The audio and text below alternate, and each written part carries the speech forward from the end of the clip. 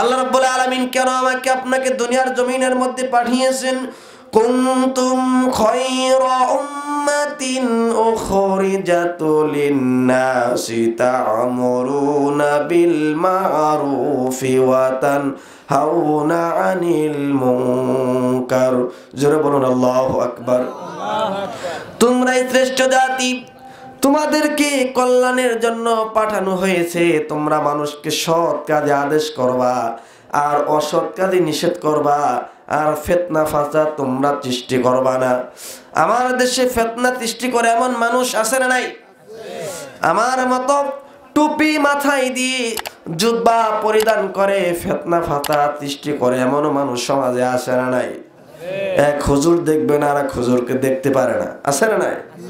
একজন বলতেছে ও হাবি, ও বলতেছে ও সুন্নি, আরেকজন বলতেছে আমি হচ্ছি হানাফি, আর একজন বলতেছে আমি হচ্ছি আহলে হাদিস, আছে না নাই? এগুলো কি আমাদের মূল পরিচয়? এগুলো আমাদের মূল পরিচয় থাকার কথা ছিল না।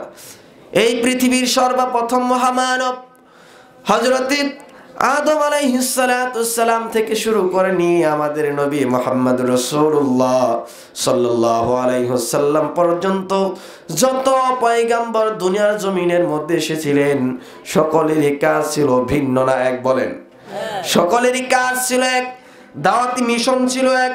ওয়ালাকাদ বা'আসনা ফি কুল্লি উম্মাতির রাসূলান আন ইউবুদুল্লাহা ওয়াজতানিবুত তাগুত। জোরে বলুন আল্লাহু আকবার।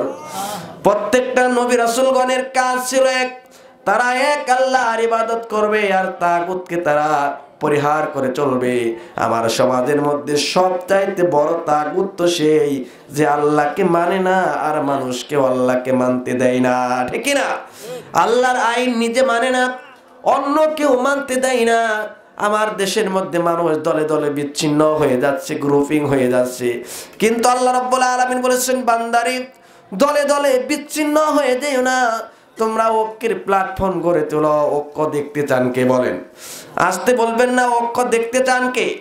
ঐক্য দেখতে চান আল্লাহ রাব্বুল আলামিন। এজন্য আল্লাহ রাব্বুল আলামিন সুন্দর করে বলেছেন ওয়াতাসিমু বিহাবলিল্লাহি জামিআও ওয়া লা তাফাররাকু ওয়াজকুরু নি'মাতাল্লাহি আলাইকুম ইন কুনতুম আ'দাআন ফাআল্লাফা বাইনা কুলুবিকুম ফাআসবাহতুম বিনি'মাতিহি ইখওয়ানা।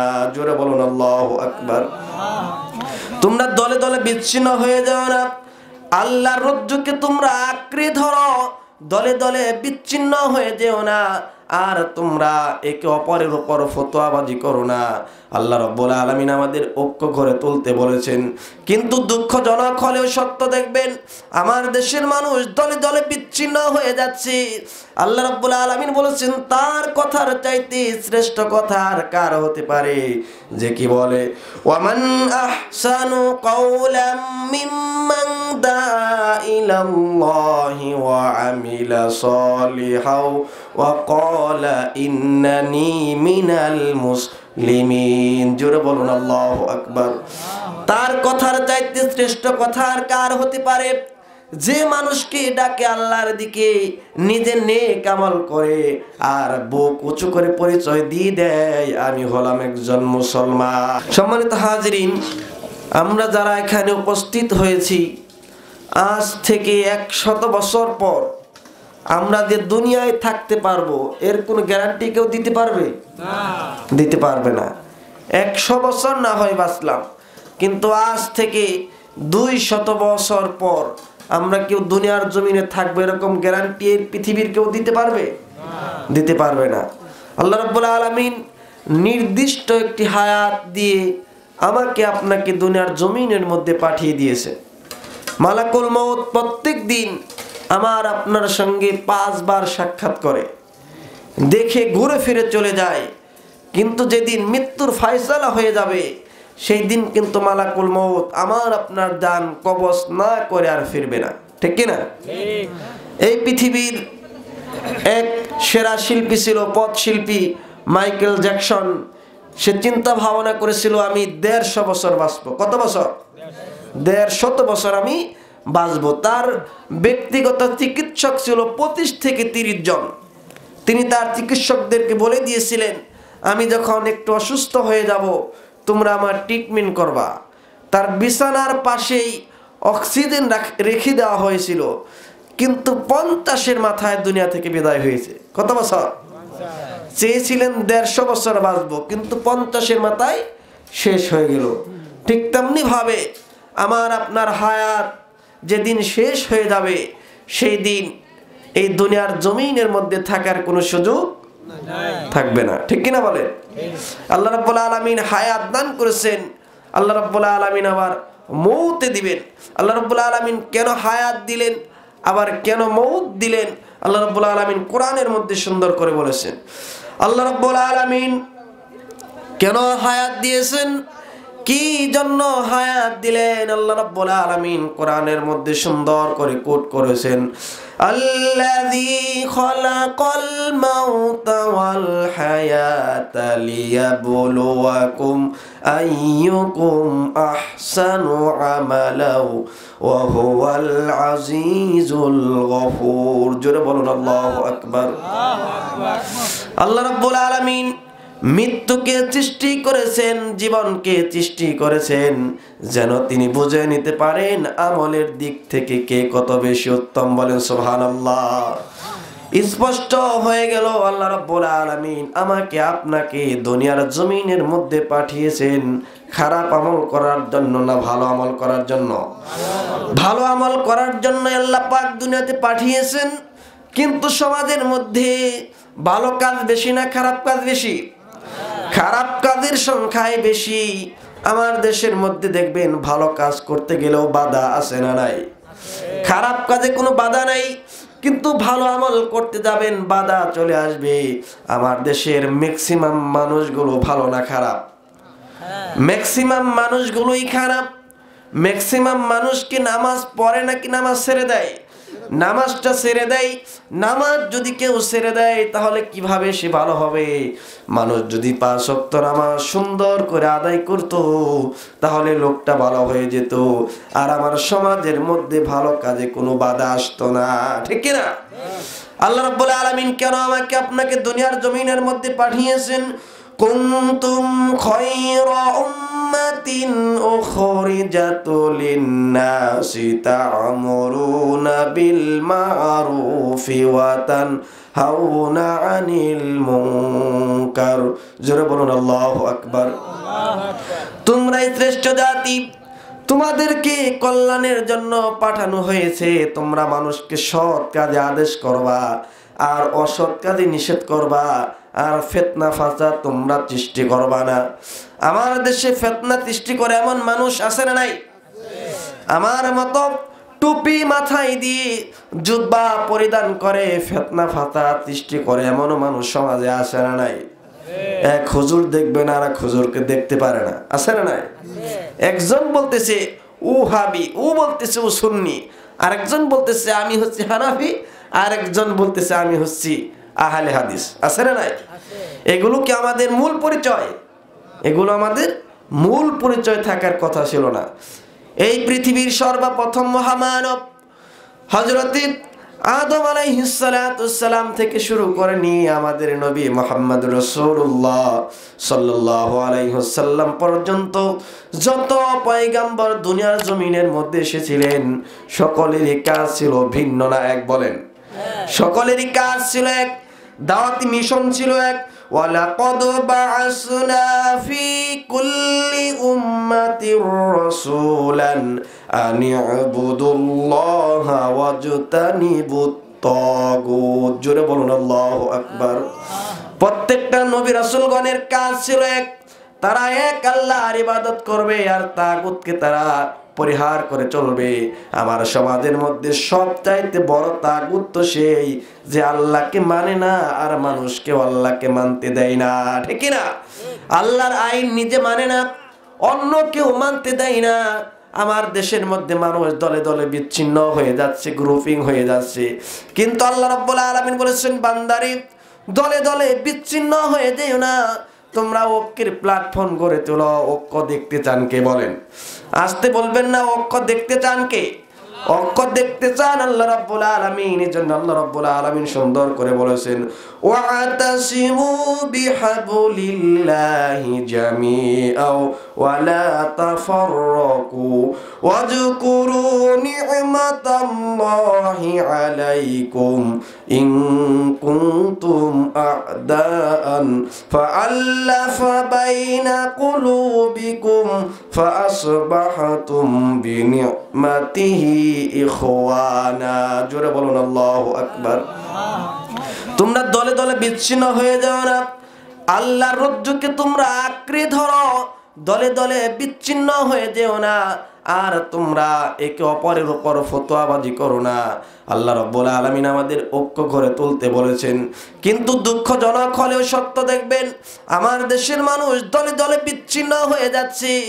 আল্লাহ রাব্বুল আলামিন বলেছেন, তার কথার চাইতে শ্রেষ্ঠ কথা আর কার হতে পারে, যে কি বলে, ওয়ামান আহসানু কাওলাম মিম্মান দাআ ইলাল্লাহি ওয়া আমিলা সালিহাও ওয়া ক্বালা ইন্নানি মিনাল মুসলিমিন। জোরে বলুন আল্লাহু আকবার।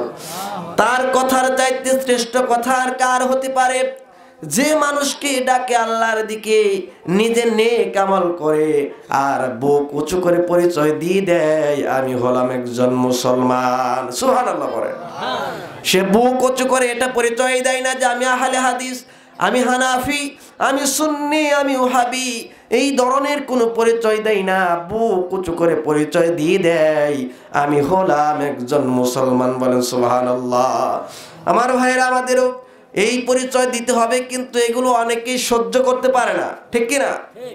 ইরানের প্রেসিডেন্ট, ইরানের সামরিক প্রধান কাসেম সুলাইমানিকে হত্যা করলো ইহুদি খ্রিস্টানেরা, কিন্তু মৃত্যুর সংবাদ শুনে মুসলমান হাসতেছে, ঠিক কিনা বলেন? ইরানের সামরিক প্রধানকে হত্যা করলো ইহুদি খ্রিস্টানেরা, কিন্তু মুসলমানের মুখে হাসি। কারণ কি?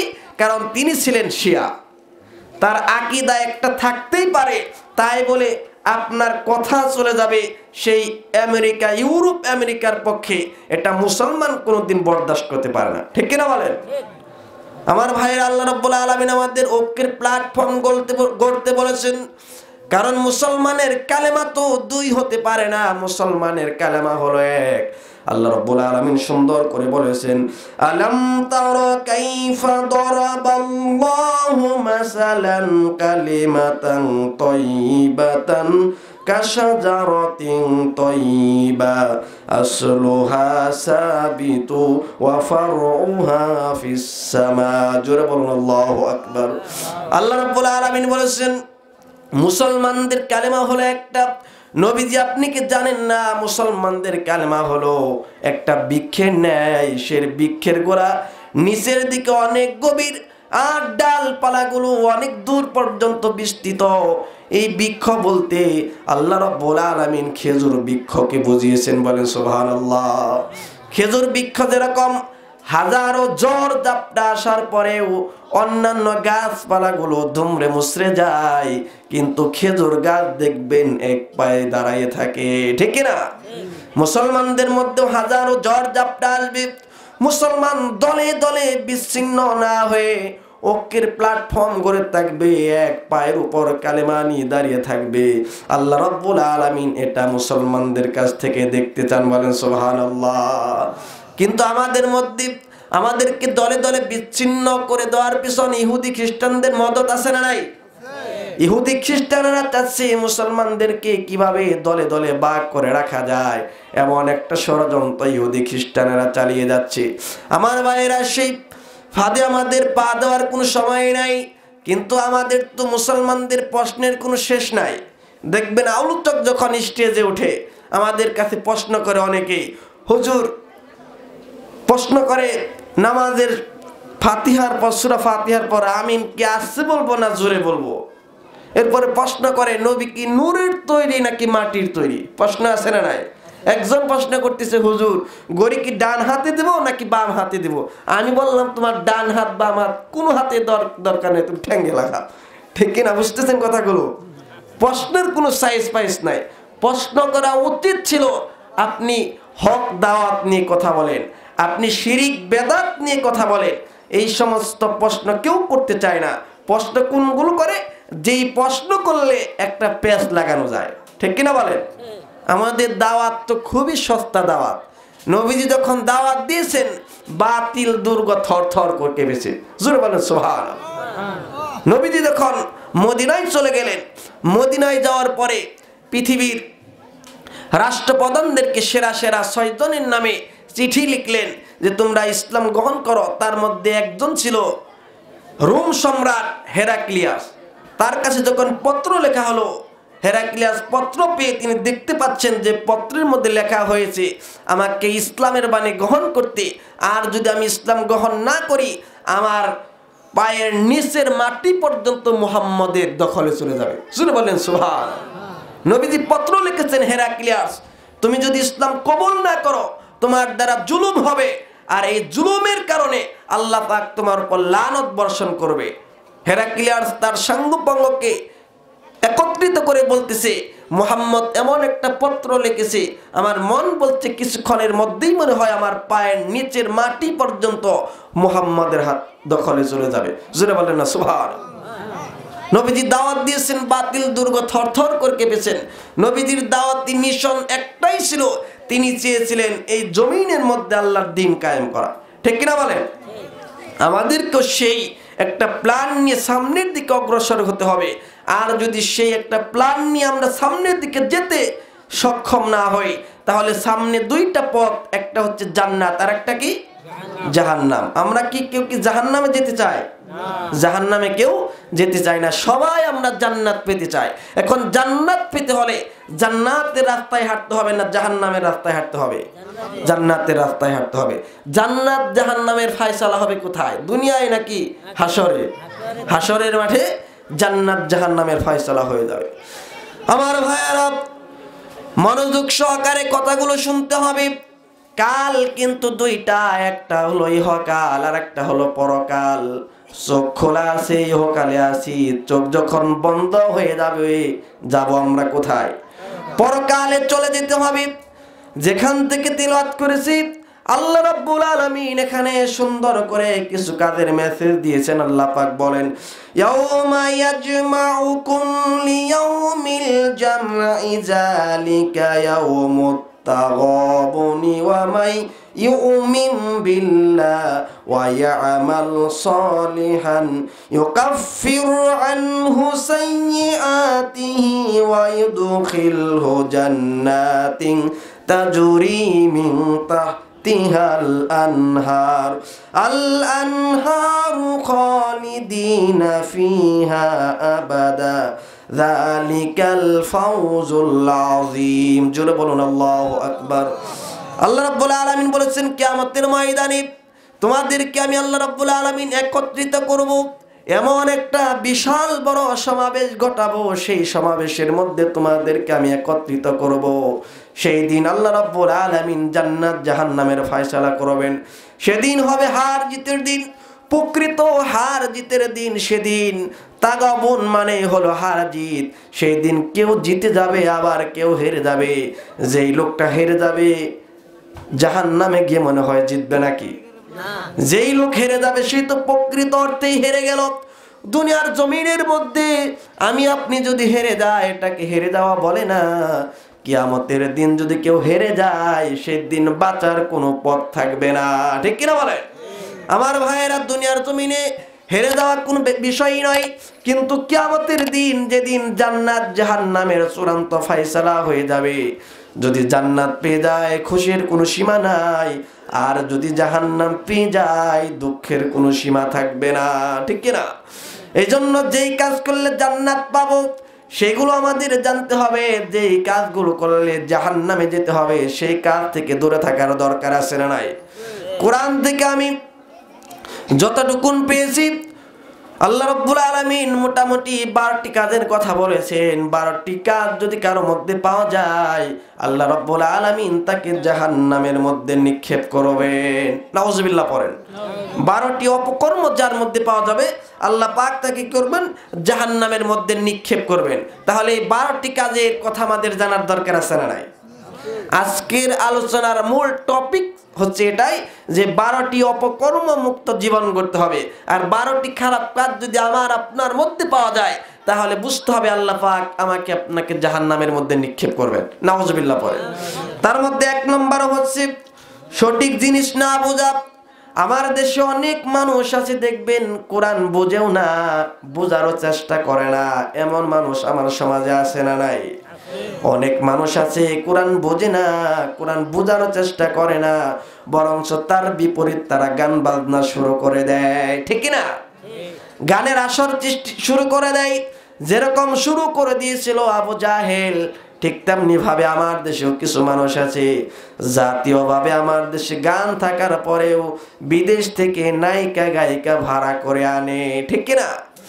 আবু জাহেল আমার নবীর কণ্ঠে যখন মক্কার কুরাইশেরা কোরআন শোনার জন্য চাতক পাখির মতো বসে থাকতো, মনে মনে আবু জাহেল চিন্তা করলো, এরকম করে যদি মুহাম্মদের কণ্ঠে কুরাইশেরা কোরআন শুনে, তাহলে তো আমার চেয়ার মুহাম্মদের দখলে চলে যাবে।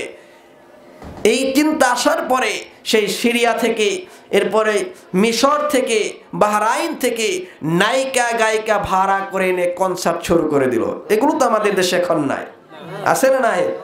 আমাদের দেশে অনেক মানুষ দেখবেন বিদেশ থেকে নায়িকা গায়িকা ভাড়া করে এনে কনসার্ট শুরু করে দেয়, ঠিক কিনা বলে?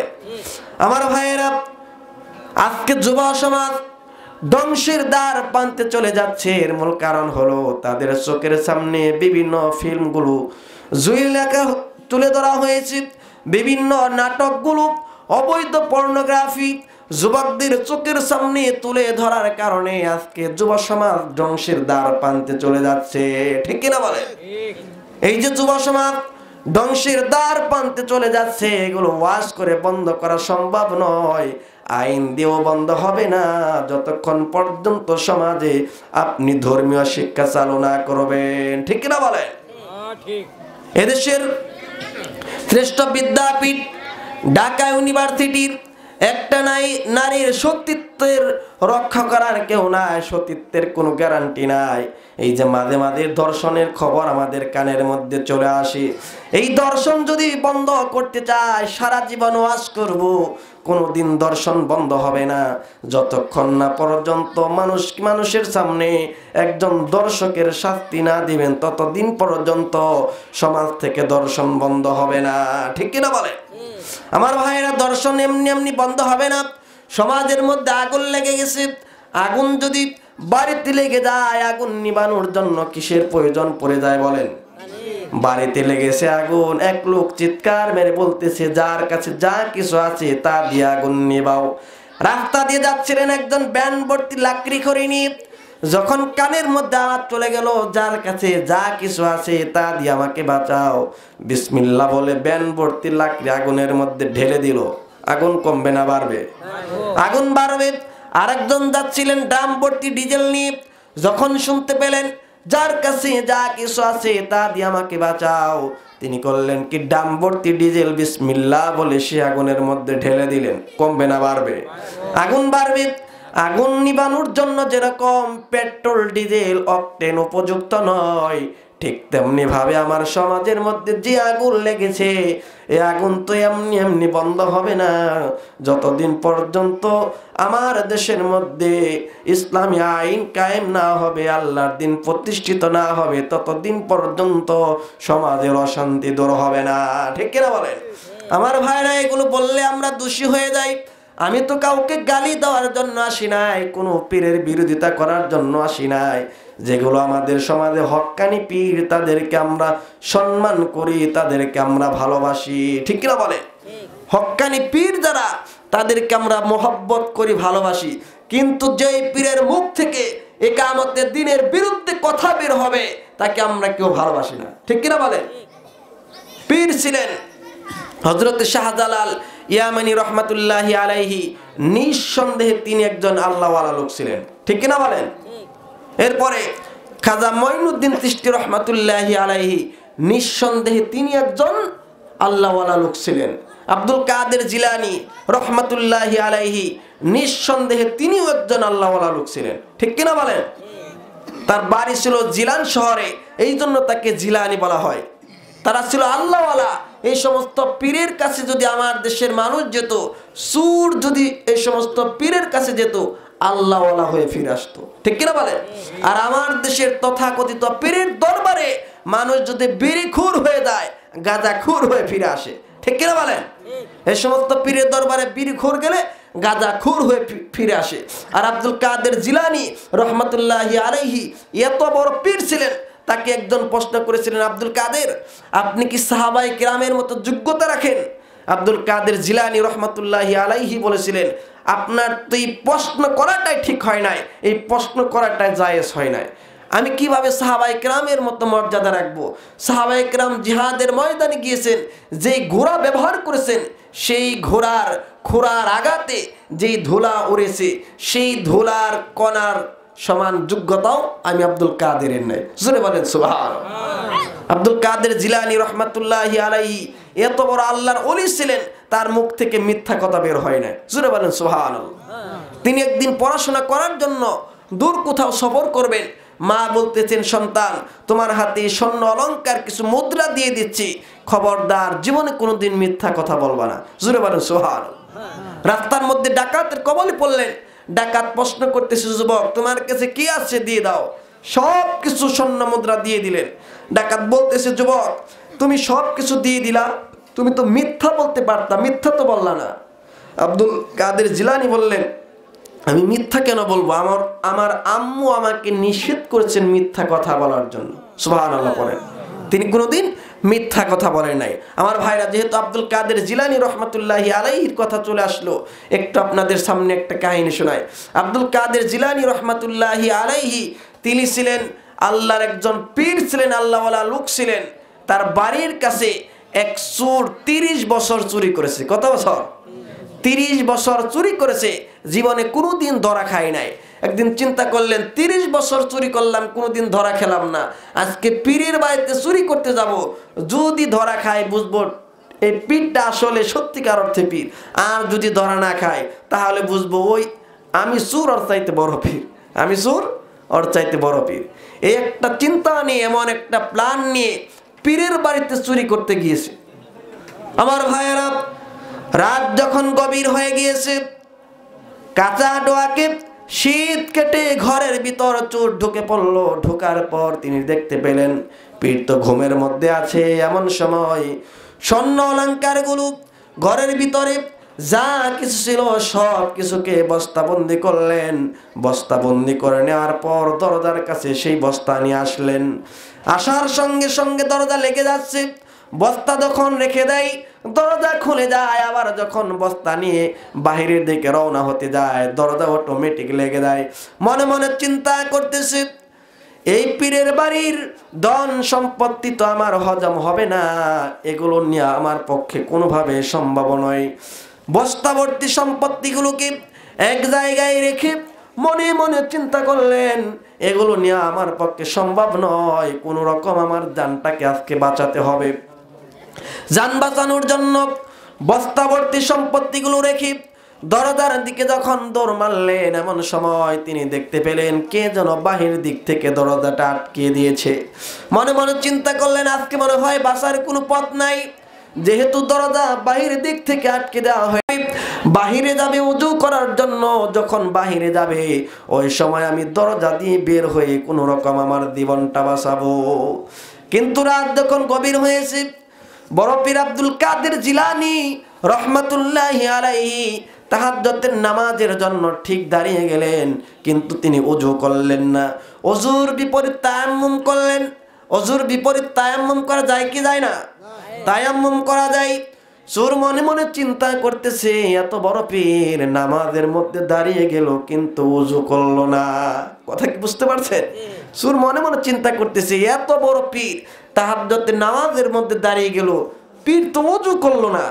এরকম চিন্তা আমাদের মধ্যে জাগে কি জাগে না? এই জন্য কোনো বিষয়ে ক্লিয়ার না জেনে কোনো প্রকার মন্তব্য করা যায় না, ঠিক কিনা বলেন?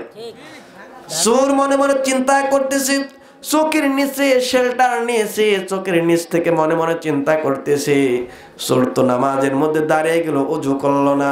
যাই হোক, কিছুক্ষণ পর ফজরের আজান হবে, পীর তো মসজিদে চলে যাবে ফজরের নামাজ আদায় করার জন্য। যখন মসজিদে যাবে তখন আমি দরজা দিয়ে বের হয়ে আমার জীবনটা রক্ষা করব। আজান শুরু হয়ে গেল, কিন্তু আব্দুল কাদের জিলানী রহমতুল্লাহি আলাইহি সেদিন ফজরের নামাজ পড়ার জন্য মসজিদে গেলেন না। কারণ মসজিদে নামাজ পড়ার শর্ত হলো রাস্তাটা নিরাপদ হতে হবে। যখন তিনি মনে মনে চিন্তা করলেন, যেহেতু আমার ঘরের ভিতর চোর আছে, আমি যদি নামাজে যাই ধন সম্পত্তিগুলো নিয়ে যাবে। আব্দুল কাদের জিলানী রহমাতুল্লাহি আলাইহি সেই তায়াম্মুম যে করেছেন, সেই তায়াম্মুম নিয়ে ফজরের নামাজের মধ্যে দাঁড়িয়ে গেলেন নিজের বাড়িতে। নামাজ কোনোর মধ্যে শেষ করলেন।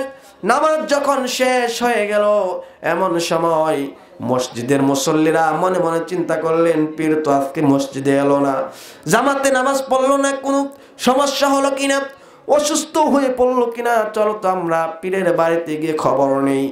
যখন এলাকার মুসল্লিরা বড় পীর আব্দুল কাদের জিলানী রহমাতুল্লাহি আলাইহির বাড়ির দরজার মধ্যে নক করেছে, চোখের তল থেকে চোর মনে মনে চিন্তা করতেছে, পীর মনে হয় তার মুরিদদেরকে খবর দিছে, পীর মনে হয় তার মুরিদদেরকে খবর দিয়েছে। এই কাহিনী এই জন্য আপনাদের সামনে বললাম যে আমার দেশে অনেক দরবার আছে, বিড়িখোর গেলে গাঁজাখোর হয়ে ফিরে আসে, আর আল্লাহওয়ালা তাদের সোহবতে গিয়ে অনেক মানুষ চোর থাকলেও আল্লাহওয়ালা হয়ে ফিরে এসেছেন। জোরে বলেন সুবহানাল্লাহ। এই জন্য হক্কানি পীর যারা হবে তাদের কাছে আমাদের যাওয়ার দরকার আছে না নাই? তাদের কাছে আমরা যাব, কোনো সমস্যা নাই। কিন্তু যেই সমস্ত পীরের নাম বিক্রি করে খায়, এই সমস্ত পীরের দরবারে আমাদের যাওয়ার কোনো দরকার নাই, ঠিক কিনা বলে? আমার ভাইয়েরা, যেখান থেকে আমরা কথা শুনতেছি মনোযোগ সহকারে কথাগুলো শুনুন। 12টি খারাপ কাজ যার মধ্যে পাওয়া যাবে, আল্লাহ পাক তাকে জাহান্নামের আগুনের মধ্যে ফেলবেন। নাম্বার 1, 1 নাম্বার হলো সঠিক জিনিসকে যে না বুঝবে, আল্লাহ পাক তাকে জাহান্নামের আগুনের মধ্যে ফেলবেন। আল্লাহ রাব্বুল আলামিন কাকে জাহান্নাম দিবেন সুন্দর করে বলেন, ওয়ালাকাদ জারআনা লিজাহান্নামা কাসীরাম মিনাল জিন্নি ওয়াল ইনস লাহুম কুলুবুন লা ইয়াফকাহুনা বিহা ওয়া লাহুম আ'য়ুনুন লা ইউবসিরুনা বিহা ওয়া লাহুম আযানুন লা ইয়াসমাউনা বিহা উলাইকা কাল আনআমি বাল হুম আদল উলাইকা হুমুল গাফিলুন। জোরে বলুন আল্লাহু আকবার। আল্লাহ পাক বলেছেন অসংখ্য মানুষ জাহান্নামের আগুনের মধ্যে যাবে, তার মধ্যে যাদের অন্তর আছে বোঝে না, যাদের কান আছে শোনে না, আর যাদের চক্ষু আছে ভালো জিনিস দেখে না। আমার দেশে অনেক মানুষ আছে চোখ দিয়ে দেখবেন খালি খারাপ জিনিস দেখে, ঠিক কিনা বলে? আল্লাহ পাক বলছেন তাদের অন্তর আছে ভালো কিছু পরিকল্পনা করে না, কান আছে ভালো কিছু শুনে না, চোখ আছে ভালো কিছু দেখে না। আল্লাহ পাক তাকে জাহান্নামের আগুনের মধ্যে নিক্ষেপ করবেন, বলেন নাউজুবিল্লাহ।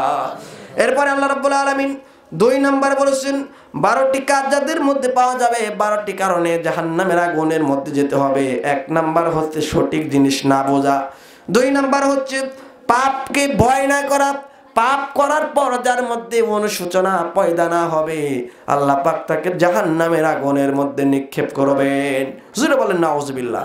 পাপ করতেছে কিন্তু অন্তরের মধ্যে অনুশোচনা আসতেছে না, পাপ করতেছে মনে মনে চিন্তা করে আবার পরের দিন পাপটা করব, এই রকম চিন্তা নিয়ে যদি কেউ গুনার কাজে লিপ্ত হয়ে যায়, আল্লাহ পাক তাকে জাহান্নামের আগুনের মধ্যে নিক্ষেপ করবেন, বলেন নাউজুবিল্লাহ।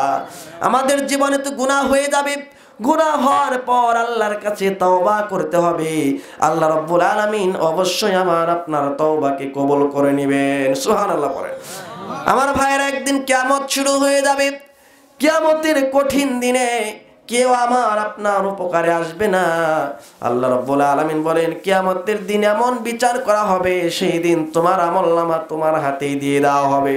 আল্লাহ পাক সেদিন বলবেন, ইকরা কিতাবাকা কাফা বিনাফসিকাল ইয়াওমা আলাইকা হাসিবা। জোরে বলুন আল্লাহু আকবার। আজকে তোমার বিচারের জন্য আর কোনো মানুষের দরকার নাই, নিজের বিচার নিজেই করতে পারবা, কারণ তোমার আমলনামা আজকে তোমার হাতে দিয়ে দেওয়া হয়েছে। আমলনামা পড়ো, নিজের বিচার নিজেই করো। তোমার বিচার করার জন্য অন্য কোনো মানুষের দরকার নাই, নিজের বিচার আজকে তুমি নিজেই করো। সুবহানাল্লাহ পড়ে। আমার ভাইরা, কিয়ামতের দিন যার যার আমলনামা তার হাতে চলে আসবে। আল্লাহ বলবেন আমলনামা পড়ো, নিজের বিচার তুমি নিজেই করো। সেই দিন তো কেউ হেরফের করতে পারবে না। দুনিয়ার জমিনের মধ্যে হাতের মধ্যে পাওয়ার থাকার পরে একজনের বিচারে নাই, তুমি আরেকজনের ওপর দিয়ে দিয়েছ, নির্দোষীকে তুমি দোষী বানিয়ে ফাঁসির কাস্টে ঝরিয়েছ। এমন মানুষ আমাদের দেশে আছে না নাই? আমার ভাইরা, ওই সমস্ত মানুষ তো ফাঁসির কাস্টে ঝুলে যায় যারা হলো আল্লাহওয়ালা। আমার ভাইরা, আপনাদের কাছে একটা প্রশ্ন করতে চাই, একটা গরিবের মেয়ে যখন বাড়ি থেকে বের হয়ে যায়, ওই সময় মানুষ কি বলে? যে বের হয়ে গেছে, ঠিক কিনা? আর যখন ধনীর মেয়ে 4 দিন 5 দিন তার কোনো খোঁজ পাওয়া যায় না, ওই সময় কি বলে? বেড়াতে গেছে কিংবা মার্কেটে গেছে, ঠিক কিনা বলেন? আইন কিন্তু আমার দেশে সমান নয়। আইন যদি সবার জন্য সমান থাকতো, তাহলে কোরআনের পাখিদেরকে জেলখানার মধ্যে বন্দি হয়ে কারাবরণ করা লাগতো না, ঠিক কিনা বলেন? কার কাছে আপনি বিচার দিবেন? বিচার পাওয়ার মানুষ আপনি খুঁজে পাবেন না। আম বাগানে এক লোক আম চুরি করতেছিল। আম বাগানের মালিক দেখতে পেয়ে বলতেছে, এই যুবক, আমার আম বাগানে তুমি এই দিনের বেলায় আম চুরি করতেছ, তোমার সাহস তো কম না? দাঁড়াও, তোমার বাবার কাছে আমি বিচার দিচ্ছি। সেই ছেলে গাছের উপর থেকে মুচকি হেসে বলতেছে, আপনি আমার বাবার কাছে বিচার দিবেন? আমার বাবা তো সালানি আমার উপর বসে আছে। কথাগুলো কি বুঝতে পারছেন? তাহলে কার কাছে আপনি বিচার দিবেন? বিচার পাওয়ার মানুষ আমার দেশে নাই, ঠিক কিনা বলেন? কিন্তু কিয়ামতের দিন কঠিন বিচার হবে। সেই দিন যার যার আমলনামা আল্লাহ পাক তার হাতে দিয়ে দিবেন। আমলনামা পড়ো, আজকে নিজের বিচার তুমি নিজেই করে নাও। সেই দিন কেউ কারো উপকারে আসবে না। মানুষ চলে যাবে হযরত আদম আলাইহিস সালামের কাছে, বলবে আমাদের জন্য একটু সুপারিশ করেন। আপনি তো আমাদের পিতা, আপনি আমাদের জন্য আল্লাহর কাছে সুপারিশ করেন। আদম আলাইহিস সালাম বলবেন, আমি পারবো না, তোমরা জাতির পিতার কাছে চলে যাও। ইব্রাহিম আলাইহিস সালামের কাছে মানুষ চলে যাবে। ইব্রাহিম আলাইহিস সালাম সেদিন বলবেন, আমার কোনো সাহস নাই, আমি পারবো না, তোমরা চলে যাও হযরত মূসা আলাইহিস সালামের কাছে। মানুষ দৌড়ে যাবে নবী মূসা কালিমুল্লাহর কাছে। মূসা আলাইহিস সালাম বলবেন, আমি পারবো না, তোমরা চলে যাও হযরত ঈসা আলাইহিস সালামের কাছে। ঈসা আলাইহিস সালাম সেদিন বলবেন, আমিও পারবো না, তোমরা চলে যাও শেষ নবী মুহাম্মদুর রাসূলুল্লাহ সাল্লাল্লাহু আলাইহি ওয়াসাল্লামের কাছে। আমার নবীর কাছে মানুষ চলে যাবে, গিয়ে দেখতে পাবে আমার নবীজি মাকামে মাহমুদের মধ্যে সিজদারত অবস্থায় আছে। নবীজিকে আমার আল্লাহ রাব্বুল আলামিন সেদিন বলবেন, দোস্ত চিন্তার কোনো কারণ নাই, আপনি সিজদা থেকে মাথা ওঠান, আজকে আপনি যা সুপারিশ করবেন আপনার সুপারিশ মঞ্জুর করা হবে। সুবহানাল্লাহ। আমার নবীজি সেই দিন হাসরের ময়দানে 4 বার আগমন করবেন। প্রথমবার আসবেন, কিছু সংখ্যক উম্মতদেরকে নিয়ে জান্নাতের দিকে চলে যাবেন। দ্বিতীয়বার আসবেন, আবার কিছু সংখ্যক উম্মতদেরকে নিয়ে জান্নাতে চলে যাবেন। তৃতীয়বার আসবেন, কিছু সংখ্যক উম্মতকে নিয়ে জান্নাতের দিকে চলে যাবেন। চতুর্থবারও আসবেন, কিছু সংখ্যক উম্মত নিয়ে জান্নাতের দিকে যখন চলে যাবেন, এমন সময় মাঝপথে প্রাচীর হয়ে দাঁড়িয়ে যাবে কোরআনুল কারীম। কোরআন সেদিন বলবে, রব্বুল আলামিন এই সমস্ত লোক দুনিয়ার জীবনের মধ্যে, দুনিয়ার জিন্দেগিতে কোরআনটা পড়ে নাই, কোরআনটা খুলেও দেখার চেষ্টাও করে নাই, বরং কোরআনের বিরোধিতা করেছে। আমি কোরআন আজকে তার জন্য প্রাচীর হয়ে দাঁড়িয়ে গেলাম। আর কোরআন যদি কিয়ামতের দিন আমার আপনার বিপক্ষে চলে যায়, সেদিন বাঁচার কোনো পথ থাকবে না। আল কোরআনু হুজ্জাতুল লাকা ওয়া আলাইক। কোরআন কিয়ামতের দিন কিছু মানুষের পক্ষে সুপারিশ করবে, আবার কিছু মানুষের বিপক্ষে কোরআন সেদিন সুপারিশ করবে। কোরআন যদি বিরুদ্ধে চলে যায়, সেদিন আমার আপনার বাঁচার কোনো পথ থাকবে না, ঠিক কিনা বলেন? এই জন্য কোরআনটা আমাদের পড়ার দরকার আছে না নাই? কোরআন পড়তে হবে। মসজিদে যখন আমরা চলে যাই, মসজিদে গিয়ে অনেক সময় পাই সুন্নত পড়ার পর আমরা এলাকার যত মানুষ আছে গোল হয়ে বসে অমুক বাড়ির সমালোচনা করি, তমুক বাড়ির সমালোচনা করি, কিন্তু ঘন্টার পর ঘন্টা চলে যায়, মসজিদের তাকিয়ার মধ্যে যে কোরআন সাজানো আছে সেই কোরআনের ভিতর কি লেখা আছে খুলেও দেখার চেষ্টা করি না, ঠিক কিনা? কিয়ামতের দিন কোরআন বিপক্ষে দাঁড়িয়ে যাবে, সেই দিন বাঁচার কোনো পথ থাকবে না। এই জন্য দুনিয়ার জীবনে হায়াত আছে, আল্লাহ রাব্বুল আলামিনের কোরআনকে আমাদের পড়তে হবে, কোরআনকে আমাদের বুঝতে হবে। আর যে ব্যক্তি কোরআনের সঙ্গে সম্পর্ক রাখবে না, কিয়ামতের দিন আল্লাহ পাক তাকে অন্ধ করে তুলবেন। নাউজুবিল্লাহ পড়ে। কিয়ামতের দিন আল্লাহর কাছে বলবে রব্বুল আলামিন, দুনিয়ার জমিনের মধ্যে আমার চক্ষু ছিল, আজকে কেন আমার চক্ষু নাই? সেদিন আল্লাহ বলবে, ওরে বান্দা, দুনিয়ার জীবনে তোমার হায়াত দিয়েছিলাম, কিন্তু কোনোদিন তুমি কোরআনটা পড়ো নাই, কোরআন খুলেও দেখো নাই, কোরআনের বিরোধিতা করেছ, দুনিয়ার কত হিসাব তোমার টনটনা ছিল, কিন্তু কোরআনটা বুঝো নাই। যদি মানুষ বলছে কোরআন পড়ো না কেন, আমি তো বুঝি না, কিন্তু 70 বছর 80 বছরের বৃদ্ধ লোক দেখবেন জায়গা জমির ডাক নাম্বার ঠিকই বলতে পারে, ঠিক না? 40-50 বছর 60-70 বছর হয়ে গিয়েছে, চাচাকে যদি বলি চাচা কোরআনটা পড়েন না কেন, বলে ভাতিজা কোরআন তো আমি পারি না, বুঝি না।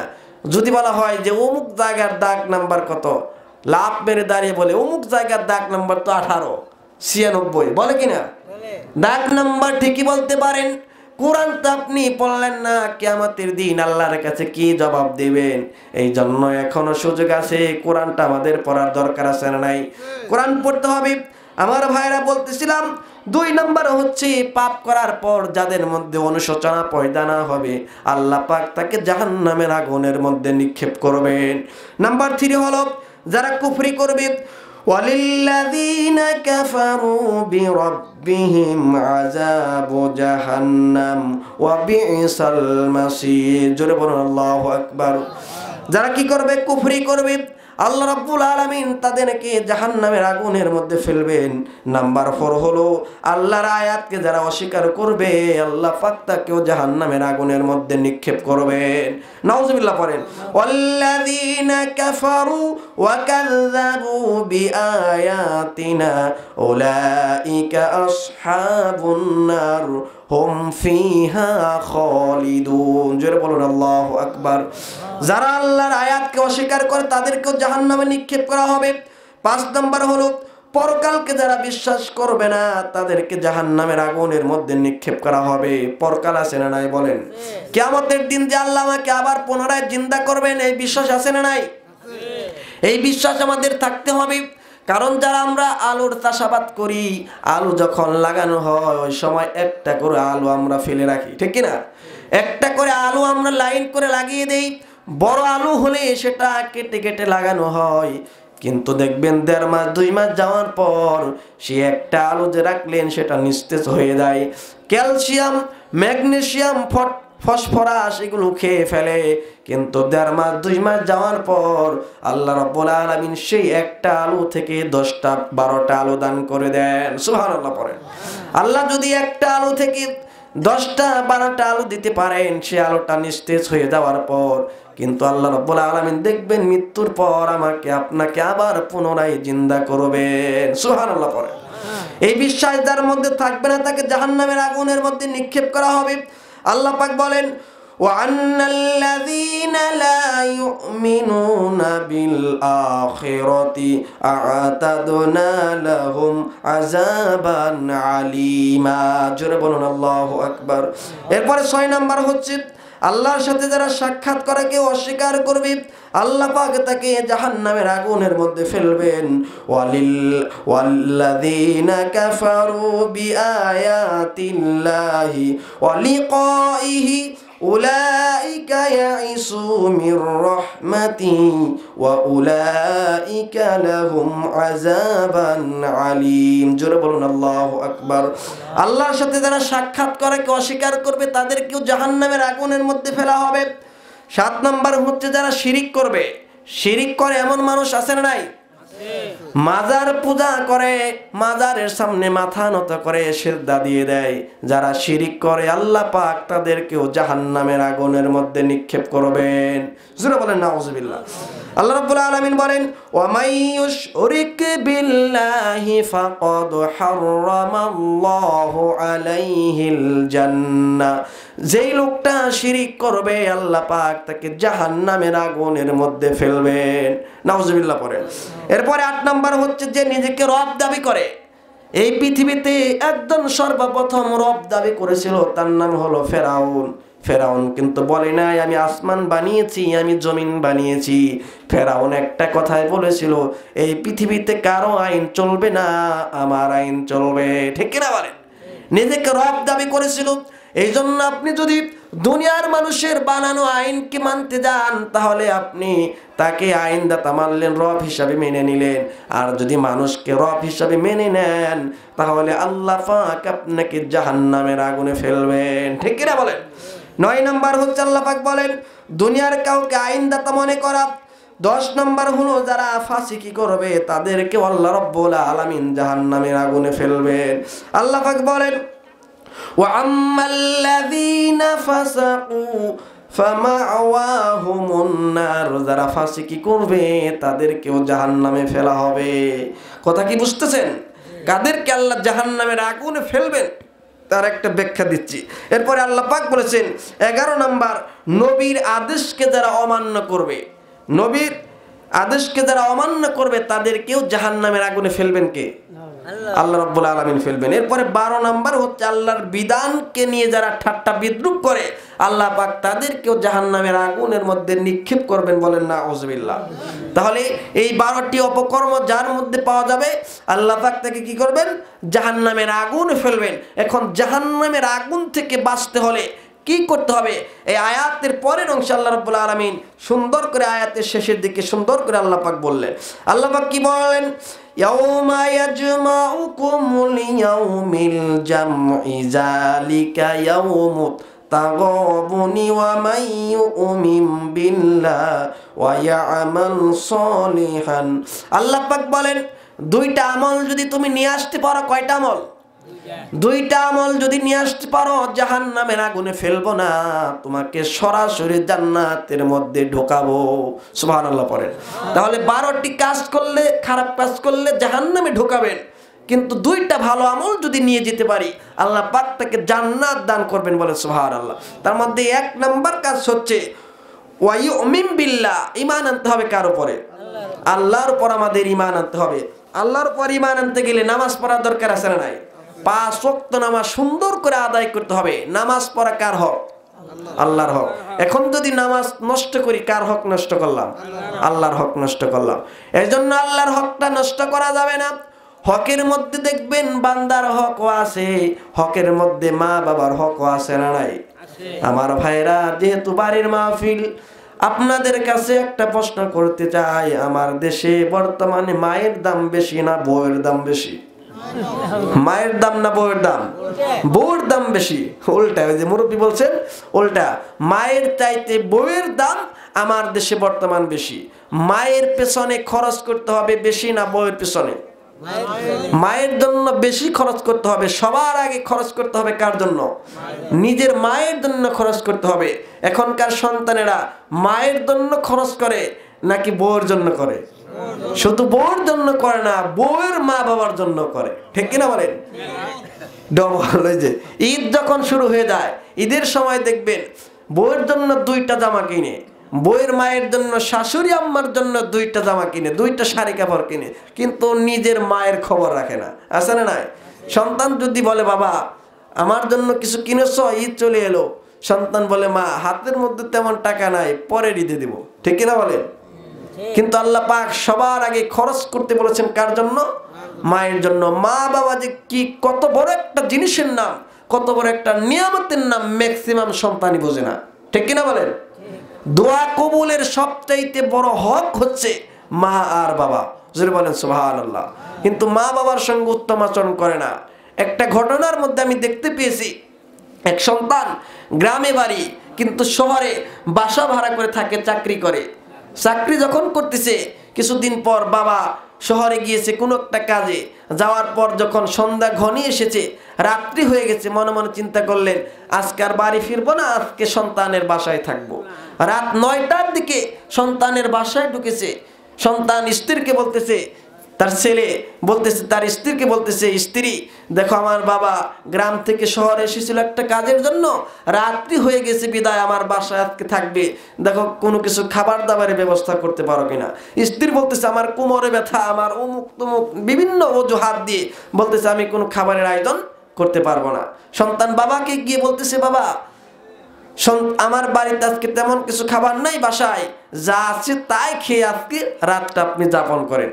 বাবা কোনো কিছু খেলো না, না খেয়ে শুয়ে থাকলো। কিছুক্ষণ পর ওই সন্তানের শালা চলে এসেছে। কে আসছে? শালা, অর্থাৎ বউয়ের ভাই, ঠিক না? বউয়ের ভাই যখন ডাক দিয়েছে আপু বলে, কিসের রোগ শোক, কোমরে বেদনাও নেই, কিছুই নাই, লাফ মেরে দাঁড়িয়ে গেছে, বলতেছে ভাই আমার কলিজা, তুমি এত রাত্রে এসেছো, তুমি কোথায় ছিলা? ভাইয়ের জন্য গোশত রান্না করে খাবার টেবিলে যখন খাবার রেডি করে রাখা হয়েছে, সেই সন্তান তার বাবাকে ঘুমের মধ্যে গিয়ে বলতেছে, বাবা শুয়ে আছে, বলতেছে বাবা তোমার জন্য তোমার বৌমা খাবারের আয়োজন করছে, টেবিলে খাবার রেখে দিয়েছে। বাবা বলতেছে সন্তান রে, সন্তান আজকে আমি কোনো খাবার খাবো না। রাত্রেও খেলেন না, সকালেও খেলেন না। সকালবেলায় যখন বাড়ির দিকে ফিরবেন একটা কথা বললেন সন্তানকে, ও সন্তান শোনো, তোমার বাসায় আর জীবনেও আসবো না, যেদিন আমি শালা হতে পারবো সেদিন আসবো। কথা কি বুঝতে পারছেন? এই কথা কি সুখের কথা না দুঃখের কথা? দুঃখের কথা। এজন্য মা বাবার সঙ্গে আমাদের উত্তম আচরণ করতে হবে। মা বাবা যার খুশি থাকবে, রাজি খুশি থাকবে, আল্লাহ পাক খুশি হয়ে যান।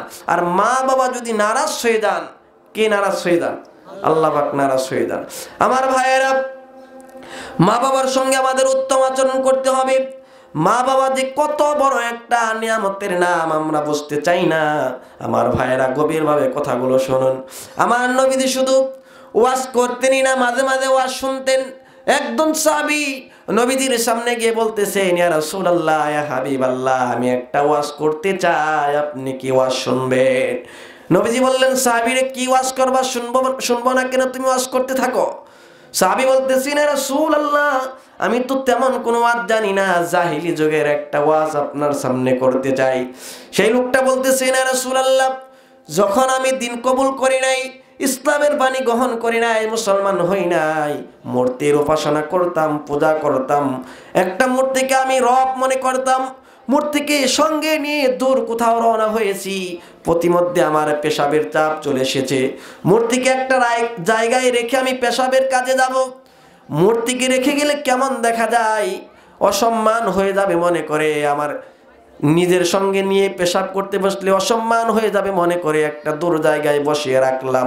পেশাব সেরে এসে দেখতে পেলাম আমার মূর্তির আপাত মস্তক মাথা থেকে পা পর্যন্ত ভেজা। মনে মনে চিন্তা করলাম এটা মনে হয় রহমতের পানি হবে। জিহ্বা দিয়ে একটা চাটন মারলাম, চাটন মেরে দেখতে পেলাম আমতা গন্ধ। চক্ষু খুলে সামনের দিকে তাকিয়ে দেখতে পেলাম মিস্টার ঢক লেড়ে যাচ্ছে। কথাগুলো বুঝতে পারছেন? নবীজি হাসতেছেন, সাহাবায়ে কেরাম হাসতেছেন। নবীজি বললেন, ও সাহাবী, এরপর কি হলো? সাহাবী বলতেছেন, ইয়া রাসূলুল্লাহ, আমি মনে মনে চিন্তা করলাম, যেই মূর্তি একটা কুকুরের পেশাব থেকে নিজেকে হেফাজত করতে পারে না, সেটা তো আমার রব হবে না। সেই মূর্তিকে আমি আকাশের দিকে উঁচু করে মাটিতে ফেলে দিলাম, একে ভেঙে চুরমার হয়ে গেল। আর আমি বুঝতে পারলাম আমার রব তো কেউ হবে না, আমার রব হবে না আকাশের মালিক একমাত্র আল্লাহ রাব্বুল আলামিন। সুবহানাল্লাহ পড়ে। আমার ভাইয়েরা, নবী আবার মাঝে মাঝে ওয়াজ করতে, কেউ তোমার আপন না, আমার আপন হলেন একজন, তিনি হলেন আরশের মালিক আল্লাহ রাব্বুল আলামিন।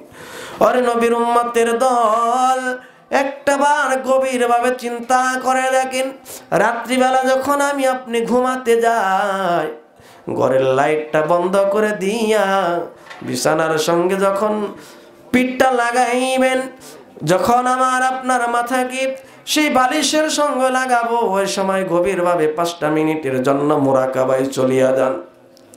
মনে মনে চিন্তা করেন, আজকে রাত দুপুরে যদি আমার মরণ হয়ে যায়, অবস্থা কিরকম হতে পারে? যাদের সঙ্গে বছরের পর বছর কাটাইলাম, খেলার জীবনে কত বন্ধু নিয়ে আড্ডা দিলাম, আজকে তারা নাই। লেখাপড়ার জীবনে কত বন্ধু নিয়ে আড্ডা দিলাম, আজকে তারা নাই। পড়ার টেবিলে কত বন্ধু আমার ছিল, আজকে তারা নাই। বিয়ের আসর থেকে কত বন্ধু আমার বিদায় নিয়ে চলে গেল, আজকে আমি এই পর্যন্ত আসলাম, আমিও থাকবো না। উস্তাদদের মুখে শুনেছি মালাকুল মউতের মাথা থাকবে আসমানে, পা থাকবে জমিনে, চক্ষু দুইটা বিশাল বড় লাল, পালানোর মতো কোনো জায়গা নাই। আমার জানটা যদি কবজ করে নিয়ে যায়, আমার স্ত্রীও জানবে না আমি দুনিয়া থেকে বিদায় হয়েছি।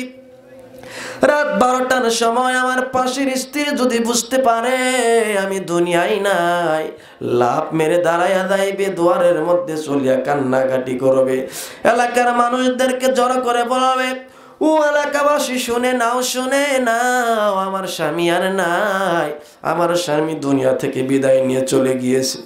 এলাকার মানুষ জড়ো হয়ে যাবে।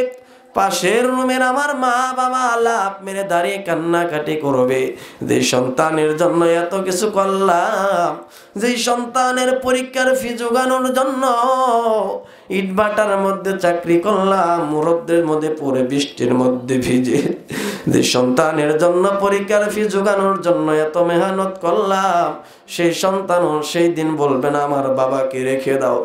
যে স্ত্রীর সঙ্গে বছরের পর বছর কাটাইলাম, একই ল্যাপের তলে একই কম্বলের তলে বছরের পর বছর কাটাইলাম, সেই স্ত্রীও সেদিন বলবে না আমার স্বামীকে একটা রাতের জন্য রেখে দাও। এই স্বামীর সঙ্গে রাত পার করে দেই, স্ত্রীও বলবে না যেই মা আমি না খাইলে খাইতেন না, ঘুমাইতেন না, সেই মাও বলবে না। আমি যখন শিশু ছিলাম আমার মা রাত 12টার সময় কান্না করে দিলে আমার মা বিরক্ত হয় নাই, আমার বাবাও বিরক্ত হয় নাই। পাশের রুম থেকে মাঝে মাঝে আমার ভাই বোন বিরক্ত হইতো, মাঝে মাঝে বাবাও বিরক্ত হইয়া যাইতো। আমার জনম দুঃখিনী মা বিরক্ত হইতো না, আমার মা আমাকে নতুন কাপড়ে আগলায় রাইখা আবার ঘুম পাড়াইতো।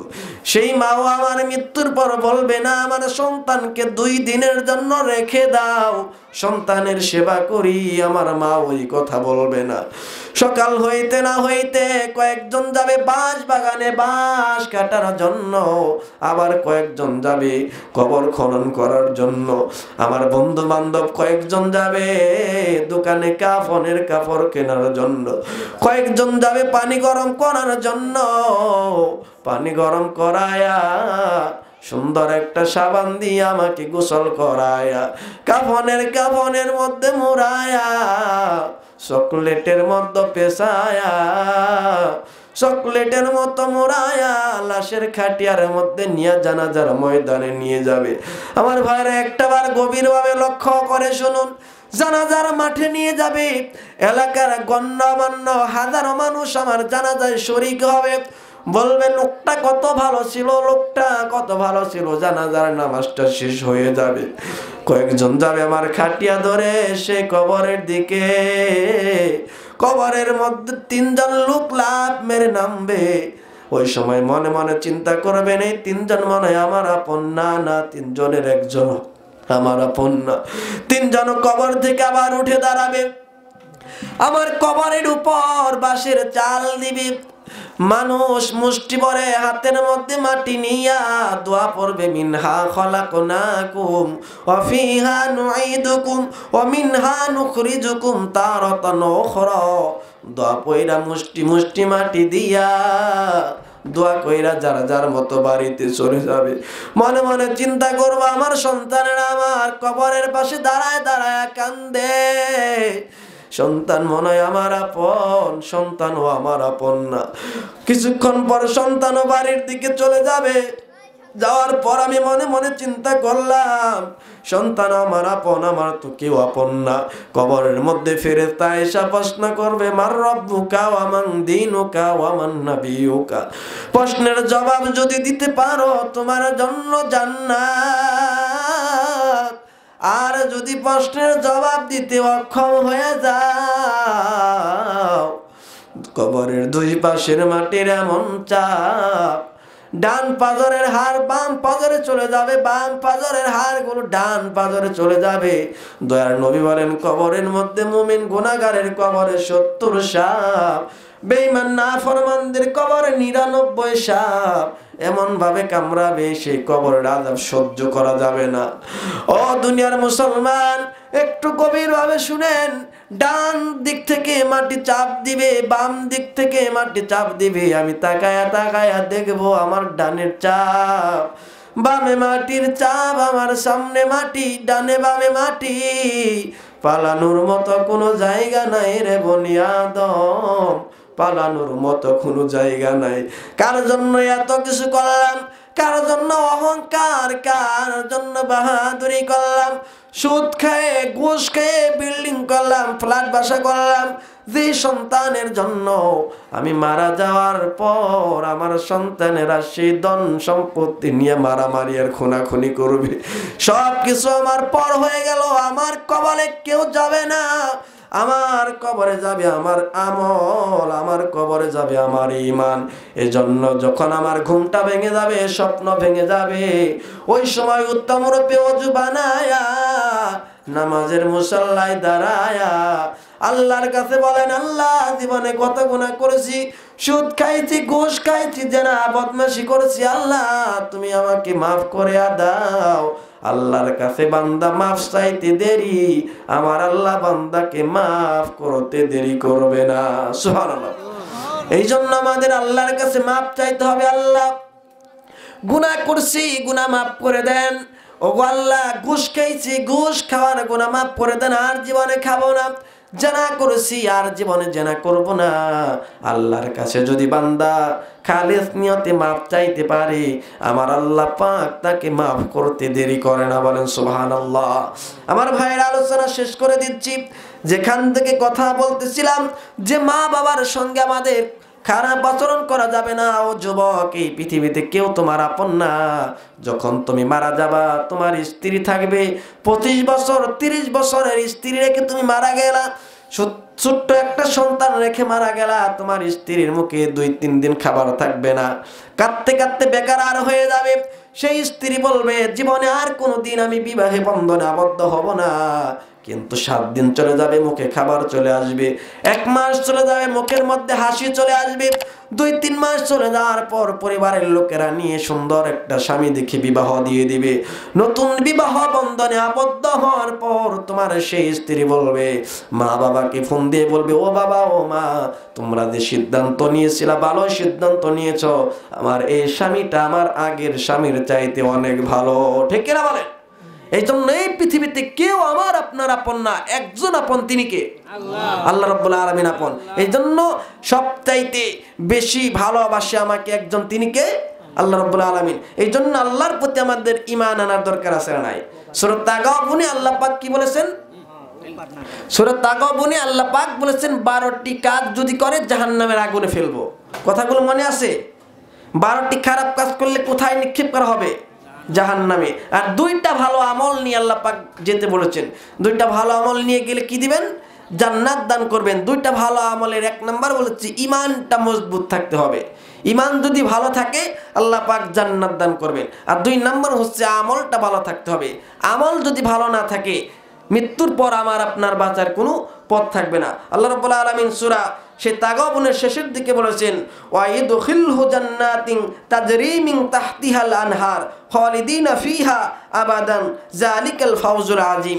এমন জান্নাত তোমাকে দেওয়া হবে যেই জান্নাতের নিচ দিয়ে নদীর ঝর্ণা প্রবাহমান থাকবে। জোরে বলেন সুবহানাল্লাহ। তাহলে কয়টা কাজ নিয়ে যেতে হবে? 2টা আমল। একটা হচ্ছে ঈমান আর একটা আমল। এই 2টা কাজ যদি আমরা করতে পারি, আল্লাহ পাক জান্নাত দিবেন। জান্নাতের নিচ দিয়ে কি থাকবে? নদীর ঝর্ণা প্রবাহমান থাকবে। জোরে বলেন সুবহানাল্লাহ। সম্মানিত হাজিরিন, মা বোনদেরকে লক্ষ্য করে 2-4টি কথা বলে আজকের আলোচনা শেষ করে দেব। মোনাজাতের মাধ্যমে আজকের আলোচনা শেষ হবে। যেহেতু বাড়ির মাহফিল, মা বোনেরা মাহফিলের মধ্যে চলে আসেন। মা বোনদের জন্য আল্লাহ রাব্বুল আলামিন জান্নাতটাকে ইজি করে দিয়েছেন। কিন্তু সবচাইতে জাহান্নামে বেশি যাবে পুরুষ না মহিলা? মহিলা বেশি যাবে। এর মধ্যে 1 নাম্বার কারণ যেটা আমি নিজে পেয়েছি, তার মধ্যে একটা হচ্ছে বেপরদার কারণ। ঠিক কিনা বলেন? মা বোনেরা পর্দা করতে চায় না, কনকনে শীতের মধ্যেও দেখবেন গায়ের মধ্যে কাপড় থাকে না, ঠিক না বলেন? বেপর্দার কারণে আল্লাহ পাক মেয়েদেরকে জাহান্নামের আগুনের মধ্যে নিক্ষেপ করবেন। আর স্বামীর সঙ্গে খারাপ আচরণ করে, দেখবেন স্বামীর সঙ্গে কর্কশ ভাষায় কথা বলে, কিন্তু পরপুরুষ দেখলে মিষ্টি সুরে কথা বলে। এমন নারী তো মনে হয় এই জায়গায় একটাও নাই, ঠিক কিনা? এলাকায় আছে না নাই? মার্কেটে যাওয়ার সময় সাজগোছের কোনো কমতি থাকে না, আশকারা মাস্কারা হাই হিল পায়ে দিয়ে মার্কেটে গিয়ে দেখবেন পায়ের উপর পা তুলে দোকানদারকে ডাক দিয়ে বলে, ভাইয়া একটা শাড়ি দেখানো যাবে কি? আছে না নাই? এমন সুন্দর উচ্চারণ করে, দেখবেন মাথ মাখরাজ, কোনো জায়গায় কোনো দাড়ি কমা বাত নাই, ঠিক না? কিন্তু নিজের স্বামীর সঙ্গে কর্কশ ভাষায় কথা বলে, আছে না নাই? আবার দোকানদার কম নয়, সুন্দর একটা শাড়ি নিজের গায়ের উপর লটকে দিয়ে বলে, আপু আপনাকে কিন্তু এই শাড়ি দারুণ মানাবে, আছে না নাই? ওটা আরেক নাম্বারের লম্পট। এই জন্য মা বোনদেরকে লক্ষ্য করে বলছি, আপনাদের জন্য আল্লাহ জান্নাতটা ইজি করেছেন। এই জন্য আপনাদের কি করতে হবে? পর্দায় থাকতে হবে। আর যখন পরপুরুষ দেখবেন ওই সময় মিষ্টি সুরে কথা বলা যাবে না। নবীজি বলেছেন মেয়েদেরকে যে তোমাদের মুখের কথার সৌন্দর্যকে নষ্ট করার জন্য পরপুরুষের সামনে মুখের ভিতর নখ ঢুকিয়ে দিয়ে কথার সৌন্দর্য নষ্ট করো। জোরে বলেন সুবহানাল্লাহ। পরপুরুষের সঙ্গে মিষ্টি সুর দেওয়া যাবে না। সম্মানিত হাজিরিন, যে কথাগুলো সূরা তাগাবুন থেকে আজকে আমরা শুনেছি, আল্লাহ রাব্বুল আলামিন যেন এই কথার উপরে সবার আগে আমাকে, আমার ভাইদেরকে, আমার মা বোনদেরকে আমল করার তৌফিক দান করেন। আমরা পড়ি আমিন। এখন সভাপতি সাহেব কিছু কথা বলবেন, তারপর আমাদের মুনাজাত। ওয়া আলা আলি মুহাম্মাদ কামা সাল্লাইতা আলা ইব্রাহিম ওয়া আলা আলি ইব্রাহিম ইন্নাকা হামিদুম মাজিদ। আল্লাহুম্মা বারিক আলা মুহাম্মাদ ওয়া আলা আলি মুহাম্মাদ কামা বারাকতা আলা ইব্রাহিম ওয়া আলা আলি ইব্রাহিম ইন্নাকা হামিদুম মাজিদ। শহীদের নাতির জন্য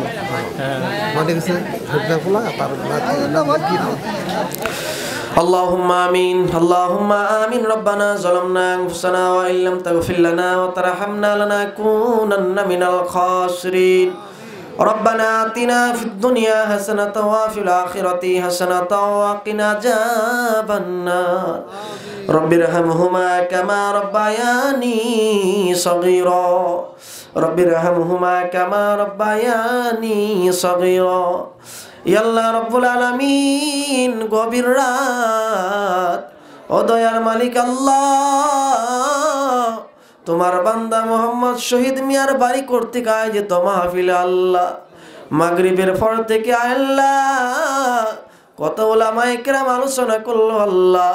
আমি গুনাহগার, কোরআনুল কারীমের সূরা তাগাবুনের 9 নম্বর আয়াতকে সামনে রাখিয়া কিছু কথা বলেছি আল্লাহ। এই কথার ভুল ত্রুটিগুলো ক্ষমা করে দোয়াখানি কবুল আর মঞ্জুর করে নেন আল্লাহ। দয়ার মালিক আল্লাহ, আজকের মাহফিলকে কবুল করে নেন আল্লাহ। আমার সঙ্গে যারা হাত তুলেছে এর মধ্যে কারো যেন আদরের মা নাই, কারো যেন আদরের বাবা নাই। অন্ধকার কবর থেকে মা বাবা দুয়ার অপেক্ষায় রে সন্তান, সাদা কাপড়ের প্যাকেট বানায়া পলিথিনের মতো ফেসায়া চকলেটের মতো মুড়ায়া ওই অন্ধকার কবরে রেখে তুমি ল্যাপ কম্বল যা দিয়ে গায়ে দিয়ে আরামে ঘুমাও। ওই কবরে বৃষ্টির পানি যায়, ওই পানিগুলো ফেরানোর ক্ষমতা তাদের নাই। ওই জনম দুঃখিনী মার বাবাদার নাই। আয় আল্লাহ, তাদের মা বাবার কবরগুলো জান্নাতের বাগান বানিয়ে দেন আল্লাহ। আল্লাহ পিতা মাতার কবরে আর আযাব দিও না, দাদা দাদির কবরে আর আযাব দিও না, নানা নানির কবরে আর আযাব দিও না। মরিয়া গিয়াছে আল্লাহ যারো মা ও বাপ, তাদের গুনাহ আল্লাহ তুমি কইরা দিও মা, তাদের গুনাহ আল্লাহ তুমি কইরা দিও মা। তুমি যদি মাফ না করো আল্লাহ বান্দারে, রহিম রহমান বলিয়া কে ডাকিবে তোমার। গুনার বোঝা মাথায় লয়া আল্লাহ দেশ বিদেশে ঘুরি, কোন দিন জানি আজরাইলের হাতে ধরা পড়ি, কোন দিন জানি আজরাইলের হাতে ধরা পড়ি। ও দয়ার মালিক আল্লাহ, জীবনের গুনাহ খাতাগুলোকে মাফ করে দেন আল্লাহ। আমাদের সকলকে 5 ওয়াক্ত নামাজ বানায় দেন আল্লাহ, দিনদার বানায় দেন আল্লাহ, পরহেজগার বানায় দেন আল্লাহ, গুনাহের প্রতি ঘৃণা জমায়া দেন আল্লাহ। আল্লাহ আজকের মাহফিলকে আপনি কবুল আর মঞ্জুর করে নেন আল্লাহ। আল্লাহ তাআলা শহীদ মিয়াকে কবুল করে নেন আল্লাহ। তার নাতির আকিকা করে দেওয়া হয়েছে আল্লাহ, আকিকাকে কবুল আর মঞ্জুর করে নেন আল্লাহ।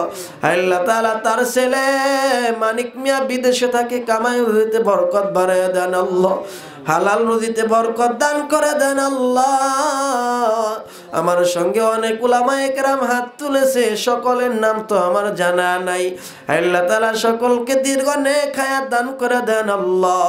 আল্লাহ তাআলা রব্বুল আলামিন এই বাড়ি কবুল করে নেন, ঘরগুলোকে মোবারকময় করে দেন আল্লাহ। আল্লাহ তাআলা কোন দিন যেন মালাকুল মউত আসে, জান কবজ করে নিয়ে যায়। অন্ধকার কবরে যাওয়ার 24 ঘন্টা যাবে না, মাথার চুলগুলো খসে খসে পড়বে আল্লাহ। 3 দিন যাবে না, হাতের নখগুলো খসে খসে পড়বে। 1 সপ্তাহ যাবে না, পেটের নাড়ি বুড়িগুলো নাক মুখ চোখ দিয়ে বের হয়ে আসবে আল্লাহ। ডান দিকে মাটির চাপ, বাম দিকে মাটি চাপ দিয়ে ধরবে মাবুদ, বাঁচার কোনো পথ নাই আল্লাহ। ওই অন্ধকার কবরে যাওয়ার আগে আল্লাহ ঈমান ও আমল নিয়ে যাওয়ার তৌফিক দান করে দেন আল্লাহ। রব্বুল আলামিন মাহফিল শেষে অনেকে বাড়ি যাবে, বাড়ি গিয়ে দেখবে কার যেন আদরের মা নাই। গত বছর মা জীবিত ছিল, আজকে বাড়ি গিয়ে দেখবে মা নাই, মায়ের রুমটা খালি, বাবা নাই, বাবার ঘরটা খালি হয়ে পড়ে আছে।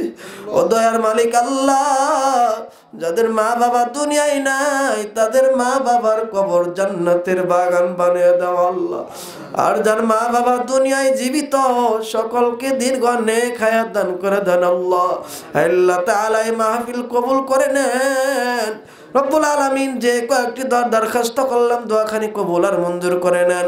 আমাদের সকলকে পরিপূর্ণ সুস্থতার নিয়ামত দান করে দেন আল্লাহ। রব্বানা তাকাব্বাল মিন্না ইন্নাকা আনতাস সামিউল আলিম ওয়া তুব আলাইনা ইন্নাকা আনতাত তাওয়াবুর রহিম। সুবহান রাব্বিকা রাব্বিল ইজ্জাতি আম্মা ইয়াসিফুন ওয়া সালামুন আলাল মুরসালিন ওয়ালহামদুলিল্লাহি রাব্বিল আলামিন।